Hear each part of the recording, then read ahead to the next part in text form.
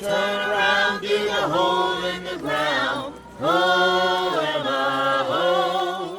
Say, Emma, you from the country.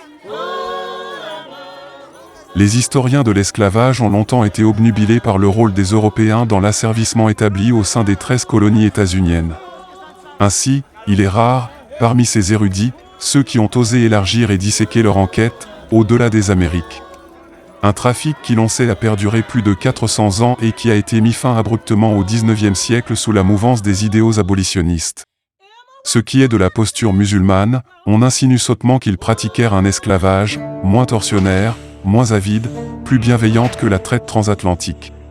Toutefois, on nommait que ce fut l'Occident qui fut le premier à se proscrire de l'ignominie de ce commerce sous des prescriptions juridiques comme l'égalité des êtres. Malgré que cela prendra encore plusieurs décennies avant de s'exhiber dans la condition de l'existence afro-américaine. Un exemple de ces résolutions, sous le pontificat du pape Léon XIII, il énoncera le 5 mai 1888, solennellement, la repentance au regard de l'atrocité du commerce triangulaire de la traite esclavagiste. Comme je vous l'ai dit, chez les musulmans qui respectent la loi d'Allah Azza wa Jal, le titre d'esclave, c'était pas forcément un poids comme c'est perçu dans les sociétés occidentales.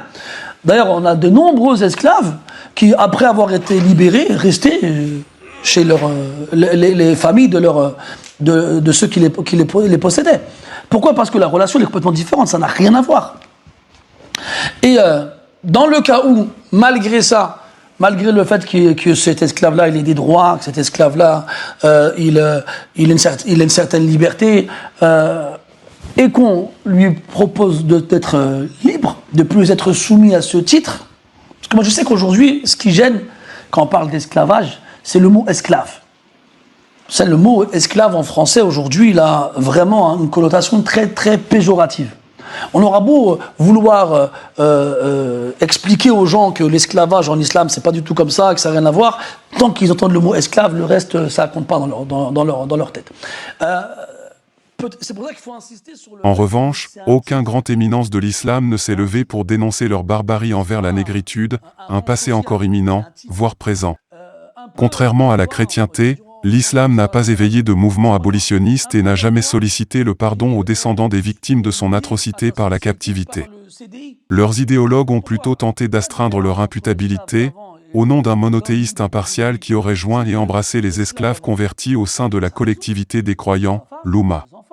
Ils ont inféré que dans leur tradition le lien entre le maître et l'esclave était plutôt de nature privée, reposant sur une confiance réciproque. Si l'asservi ne pouvait léguer de biens à sa descendance, il avait le droit de posséder une propriété, un lot de terre et détenir d'autres êtres qui lui seront tributaires. Par le biais d'une procédure nommée Maktabé, le Coran proposerait la possibilité de s'expier de son état asservi en travaillant pour le maître. Le terme résume bien la supercherie du propos car il prétend que ceci désigne un lien de vassalité entre un suzerain et son vassau, mais dans les faits c'est une subordination arbitraire de l'Africain envers le bienfaiteur musulman. Du XVIIe au XIXe siècle, environ 12 millions de Noirs furent expédiés vers le Nouveau Monde, et plus d'1,5 million ont agonisé lors de ce périple.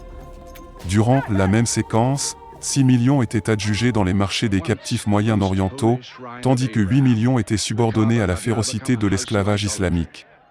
La moitié d'entre eux mouraient précocement, en raison des circonstances ignobles de l'asservissement musulman, adeptes de la mutilation sous castration.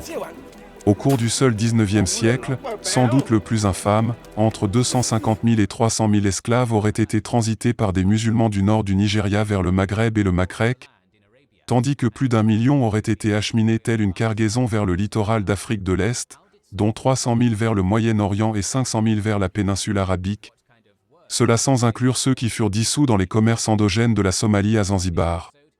En somme, l'éveil de l'islam durant le 7e siècle, sous l'absolution de leur rédaction coranique avilissant ceux exhibant la négritude, une conjoncture qui réduira l'Africain en servitude de manière plus prééminente que celle qui fut établie dans les Amériques.